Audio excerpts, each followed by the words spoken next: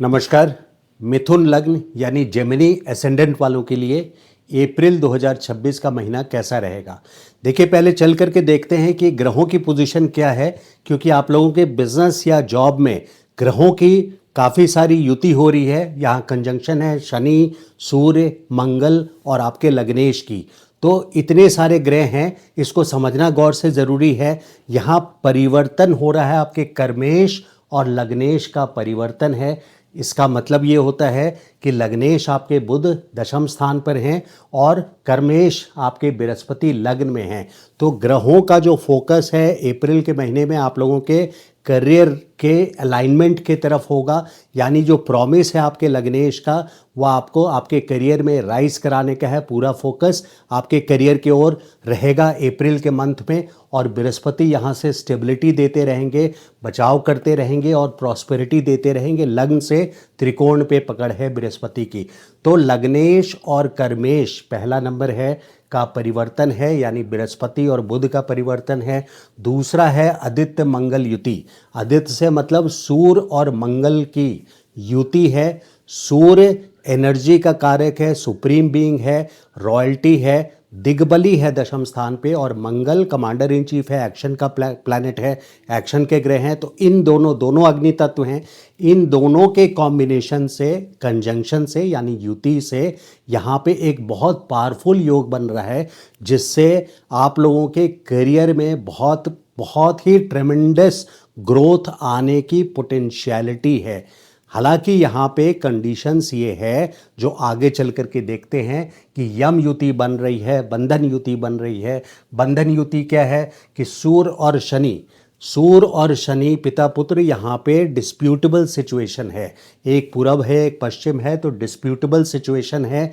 Disputable situation हालांकि 14 अप्रैल तक सूर्य हैं, लेकिन चूंकि सूर्य यहाँ पर हैं, सूर्य बेशक दिग्बली हैं लेकिन शनि के साथ हैं, तो एक डिस्प्यूटेबल पोजीशन बन रहा है। आपको अपने बॉसेस से, सीनियर से, मैनेजमेंट से, अथॉरिटी से, गवर्नमेंट से अपने ईगो इश्यूज पे कंट्रोल करना पड़ेगा। कंट्रोल करना है। जो पोटेंशियल सूर्य और मंगल दे रहे हैं आपको करियर ग्रोथ में, वहीं पे शनि सूर्य के कॉन्फ्लिक्ट से, किसी भी डिस्प्यूट से आप उसको समाप्त नहीं कीजिएगा, यानी फोकस अपना हटा करके डिस्प्यूट या ईगो इशू में नहीं लगाइएगा। यम युति जो है ये शनि और मंगल का, यहाँ पे शनि और मंगल एक फिजिकल डिस्प्यूट, अभी तक ईगो की बात चल रही थी शनि और सूर्य के कारण, अब शनि और मंगल के कारण जो यम युति बनी है, इससे बात फिजिकल लेवल तक आ सकती है। तो शनि और मंगल का यम युति बोलते हैं ज्योतिष में। यहाँ डिस्प्यूटेबल पोजीशन बन रहा है। तो ये तीन कॉम्बिनेशन जो हैं, और आपके लग्नेश तो यहाँ पर हैं ही दशम स्थान पे प्रोफेशन के हाउस में, तो पूरा फोकस अप्रैल का मंथ बहुत इंपॉर्टेंट रहेगा आप लोगों के लिए करियर राइज में।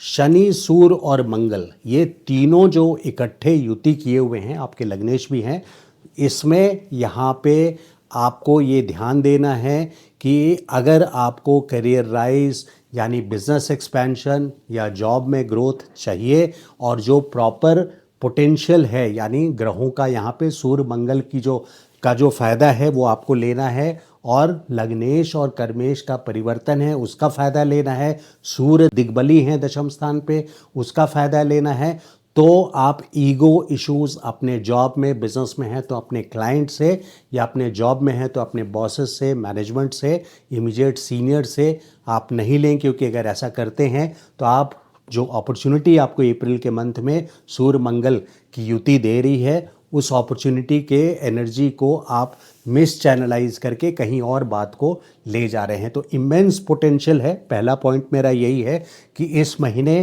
करियर राइज के लिए यानी बिजनेस एक्सपेंशन के लिए, बिजनेस के लिए बहुत इमेंस पोटेंशियल है, बट किसी भी तरह का डिस्प्यूट ना करें। ईगो को लेके या किसी और मकसद से भी डिस्प्यूट ना हो, यहाँ क्लैश की सिचुएशन भी आ जाती है। दूसरा है कि शनि की दृष्टि देखिए, यहाँ दशम दृष्टि आपके 7वें घर में है, और ये शनि अकेले नहीं है, यहाँ सूर्य मंगल के साथ इनकी युति हो रही है इस वक्त अप्रैल के महीने में। तो अपने स्पाउस से यानी पति या पत्नी से भी डिस्प्यूट होने की संभावना बन जा रही है, क्योंकि शनि की 10वीं दृष्टि 7th हाउस पे, जहाँ से विवाह को देखते हैं, मैरिड लाइफ को देखते हैं, वहाँ हो रही है। तो करियर राइज का बहुत अच्छा टाइम है। मैरिटल लाइफ में आपको यहाँ पे कंट्रोल में लेकर के चलना है, पेशेंस के साथ, ईगो इश्यूज ना मैरिटल लाइफ में, ना फिर आपके करियर फ्रंट पे। अच्छा, करियर फ्रंट के अलावा क्योंकि ये चारों ग्रह आपके चतुर्थ भाव को देख रहे हैं, तो चतुर्थ भाव यानी आपका मन या आपका घर, आपका जो पर्सनल लाइफ है, आपका जो घरेलू जीवन है, वहाँ भी इन ग्रहों की दृष्टि पड़ रही है। तो बहुत हैपनिंग फील होगा आपको, घर में भी और करियर में भी, ऑफिस में भी, बिजनेस में या जॉब में, तो बहुत हैपनिंग फील होगा। लेकिन वहाँ पे कोई डिस्प्यूटेबल सिचुएशन ना बने शनि, सूर्य और मंगल के वजह से, इस बात का ध्यान रखना है घर में भी और ऑफिस में। अब मिथुन लग्न के जो लोग हैं, अपनी जन्म कुंडली को रेफर कीजिए, बर्थ चार्ट को। अगर बर्थ चार्ट में दशम स्थान पे या चतुर्थ भाव में कोई भी क्रूर ग्रह है, यानी शनि है, मंगल है, राहु है, या फिर केतु है या सूर्य है, अगर ये ग्रह आपके जन्म कुंडली में चतुर्थ या दशम में हैं, तो ये सिचुएशन जो चैलेंजेस वाली या प्रॉब्लम वाली सिचुएशन है, अप्रैल के महीने में ये डबल हो जाएगी, यानी ये बढ़ जाएगी और ज़्यादा प्रॉब्लम आने की सिचुएशन हो सकती है। क्योंकि शनि का गोचर, खास करके अगर दशम स्थान पे है तो, क्योंकि शनि का गोचर आपके जन्म के क्रूर ग्रह के ऊपर से हो रहा है और इस वक्त यहाँ पे डिस्प्यूटेबल सिचुएशन है। तो अपनी दशा भी देखें, अपनी कुंडली में क्या स्ट्रेंथ है, क्या पोजीशन है, 4th house, 10th house, 7th house, उसको भी देखें, कौन सी दशा चल रही है उसको भी देखें। ये देखना ज़रूरी होता है। लेकिन मैंने एक हिंट दे दिया आप लोगों को समझने के लिए कि अगर दशम स्थान पे या चतुर्थ स्थान पे जन्म के ग्रह हैं, क्रूर ग्रह हैं खास करके, तो प्रॉब्लम्स ज़्यादा यहाँ बढ़ सकती है। इसके अलावा देखिए, शुक्र की जो पोजीशन है, शुक्र 19 अप्रैल तक 11वें स्थान पे है, धन स्थान पे हैं। तो यहाँ पे धन के अलावा ये दोस्तों का भी घर है, तो फ्रेंड्स के साथ कुछ अच्छा टाइम आप स्पेंड करेंगे 19 अप्रैल तक। शुक्र 11th हाउस में है, यानी पार्टी वार्टी आप कर सकते हैं फ्रेंड्स के साथ, उनके साथ बॉन्डिंग बढ़ाने का 19 अप्रैल तक का टाइम मिक्सअप करके। अगर आपके पुराने कोई दोस्त है, मनमुटाव है, तो 19 अप्रैल तक आप उनको दोबारा अप्रोच करके एक टेम्परामेंटल डिफरेंसेस जो भी है उस डिस्प्यूट को समाप्त कर सकते हैं, उसके लिए फेवरेबल टाइम है। और 19 अप्रैल के बाद से लेके 14 मई तक शुक्र 12वें स्थान यानी खर्च भाव, व्यय स्थान बोलते हैं, यानी खर्चे का भाव। तो शुक्र फैशन से रिलेटेड, शॉपिंग से रिलेटेड, यानी शौकिया चीज़ें जो है उस पर भी एक्सपेंसेस करवा सकते हैं। 19 अप्रैल से लेके एक्सपेंसेस होंगे ही होंगे आपके, 19 अप्रैल से लेके 14 मई तक। अब देखिए, जो लोग बच्चों की प्लानिंग कर रहे हैं, बहुत सालों से उनका चाइल्ड नहीं हो रहा है, तो मई तक का टाइम, बृहस्पति की 5वीं दृष्टि 5th हाउस पे है मई तक। तो यहाँ पे चाइल्ड प्लानिंग के लिए मई तक इस साल के बहुत अच्छा टाइम है। जिनके बच्चे पहले से हैं उनके लिए, उनके लाइफ में प्रोग्रेस के लिए बृहस्पति की दृष्टि यहाँ बहुत कामयाब होगी, यानी बहुत इफ़ेक्टिव होगी। चाहे वो स्टूडेंट हों तो परफॉर्मेंस के लिए, या जॉब में हों तो उनके जॉब में करियर राइज के लिए भी बृहस्पति की पंचम घर पे दृष्टि आपके चाइल्ड के लिए अच्छा यहाँ शो कर रहा है। सिबलिंग्स के साथ, यानी भाई बहनों के साथ केयरफुली दिसंबर तक खास करके केयरफुली डील कीजिए। केतु का ट्रांजिट है, बृहस्पति लग्न में मई तक है।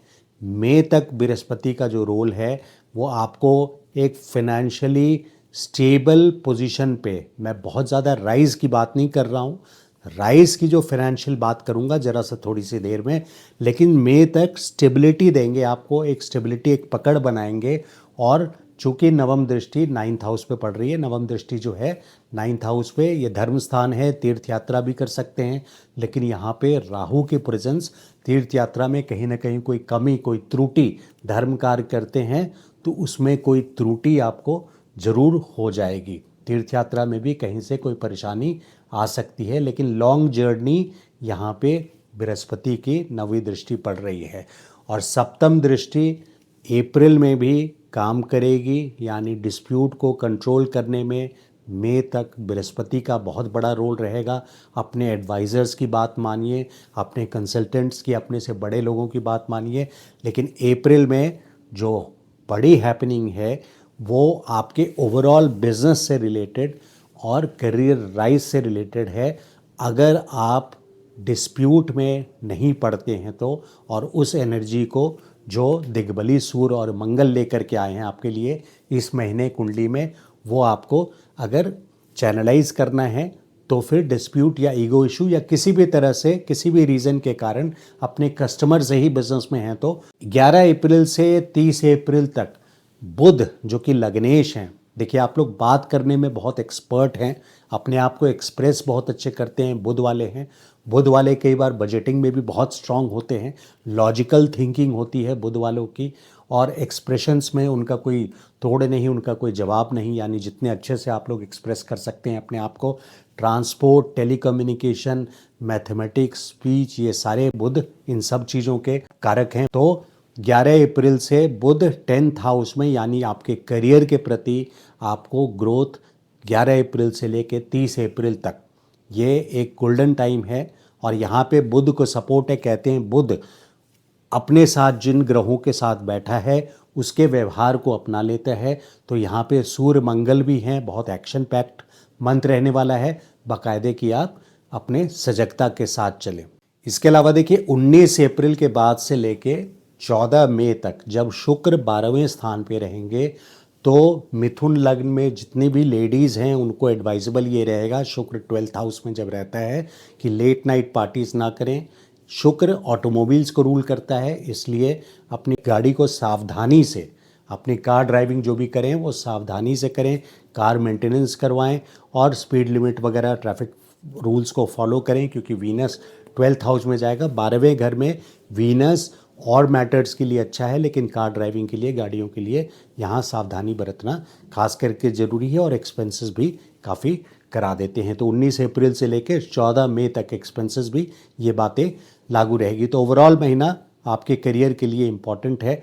ये था मिथुन लग्न वालों का अप्रैल का विश्लेषण।